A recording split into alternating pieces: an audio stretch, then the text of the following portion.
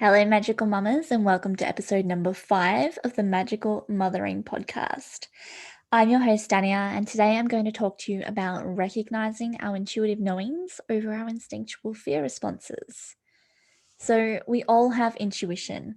It's not some special thing that only a few are born with. It's like a muscle. The more you work it, the stronger it gets. Some people completely ignore their intuition, and then gradually it fades away. But it'll come back if you start showing it some love again. Believe me, I know that happened with me. I put it away in a box for many years, and it took me a little bit of unleashing to bring it back out again.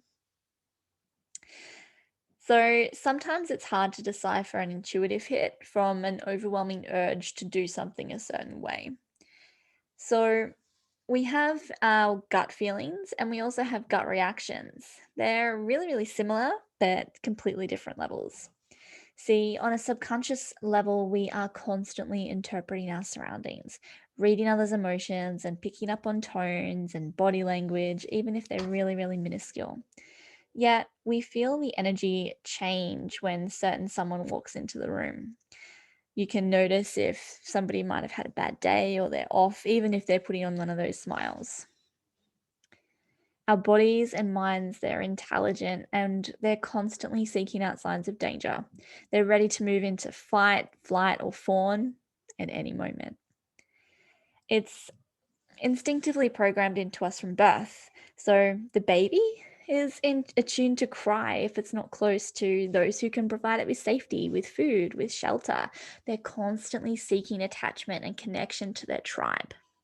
It's built into us. When we're challenged by a trauma that makes us feel unsafe, it can heighten our sensitivities to all our subconscious interpretations. So, when I'm talking about trauma, it doesn't have to be some big thing that has happened. It can be simply as a baby being left to cry. I know this is something that I have dealt with in my personal family, working through that with my daughter, that the trauma that it brought into her nervous system. I'll talk about that some more. Now, when we're challenged by these traumas that make us feel unsafe, it heightens our sensitivities on all subconscious interpretations. We're constantly feeling vibrational shifts at a much higher level. When my eldest was 3, we were struggling with night terrors and high levels of separation anxiety around attending daycare whilst I had to go to work. Having not fully reclaimed my work as an energy healer at that point in time, I took my daughter to see a kinesiologist that I trusted to help her. The kinesiologist's response after attempting over and over again to enter my daughter's energy field and being rejected and pushed out over and over again, she told me that her vagus nerve, which is associated with the parasympathetic nervous system, which is what guides us into a relaxed state of rest and digest, she told me her vagus nerve was defeated, meaning that she wasn't in full sympathetic mode of fight or meaning that she was in a full sympathetic fight or flight mode. She didn't know how to break out of it. She tuned into the practices that my daughter needed, and she told me that she needed Reiki on her vagus nerve. And she said, she checked again and said, "Is there anything else that they can do?" And she said, "Oh, no, it seems that Reiki is the only thing that she wants right now. That's all that will do," she said. And I thought, I did my Reiki attunements when I was a teenager. I do that, or I used to do that quite a fair bit. And it was triggering that importance of my role as her mother, why she chose me to be her mother. And this is why I feel that our children chose us for the path that we've lived. They need our experiences to guide their journey too. And they teach us so much when we follow their lead. We make the most beautiful healing partners together. So, our vagus nerve connects our brain to the beat of our heart, the breath into our lungs, our gut, and even it's even known as the wanderer, which is what vagus means in Latin, known to wander into the clitoris to stimulate women's pleasure, even after they've experienced spinal injuries.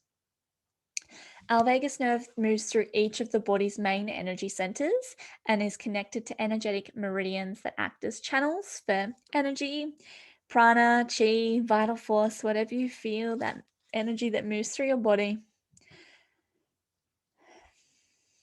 And there are many techniques that I now know how to help my daughter, myself, and my clients how to stimulate this nerve into the state of relaxation. I'll talk about that another session.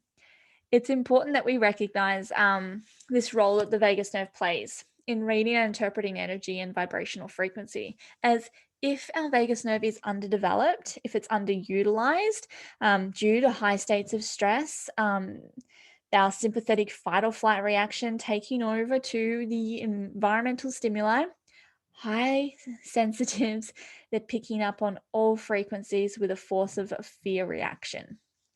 Okay, so when we're highly sensitive and we're in fight or flight mode constantly, we're picking up lots of our feelings as a force of fear. A gut reaction is highly emotionally charged. It's our motor response to external stimuli that could be a loud noise, or it could be as highly specific as a teacher's bad morning that she's smiling through and pretending that everything's okay. Our highly sensitive kids are picking up on every sign in their environment like warning bells, blasting their eardrums and screaming to run for safety or fight for your life. And we get this agitation building within their system.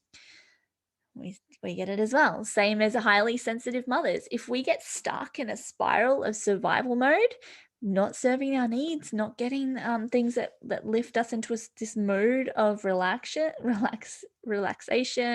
of feeling like we are provided for and safe, then we begin picking up signals with a gut reaction born from fear.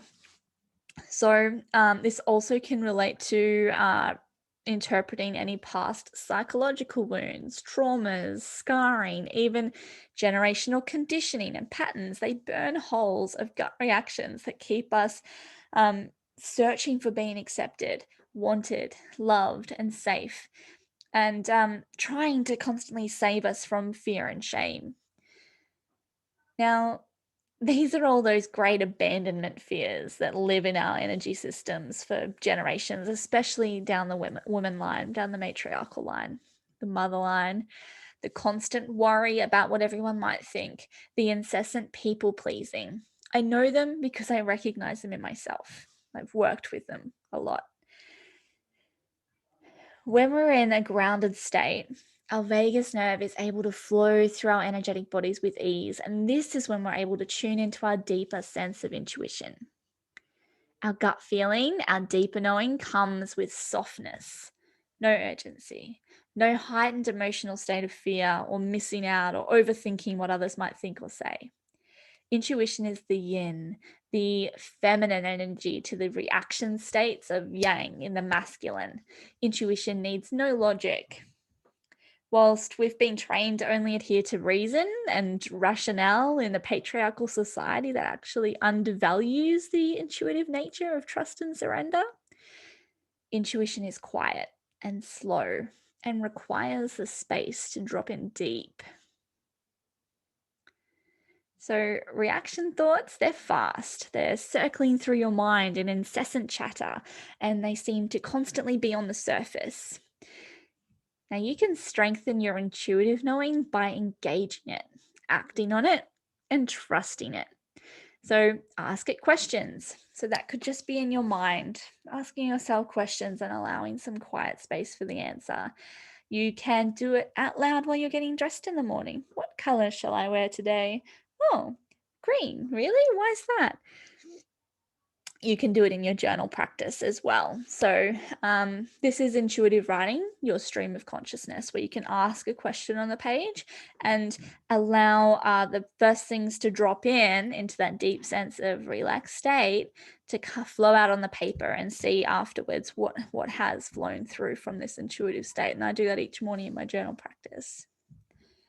You can meet your inner critic and challenge that bitch.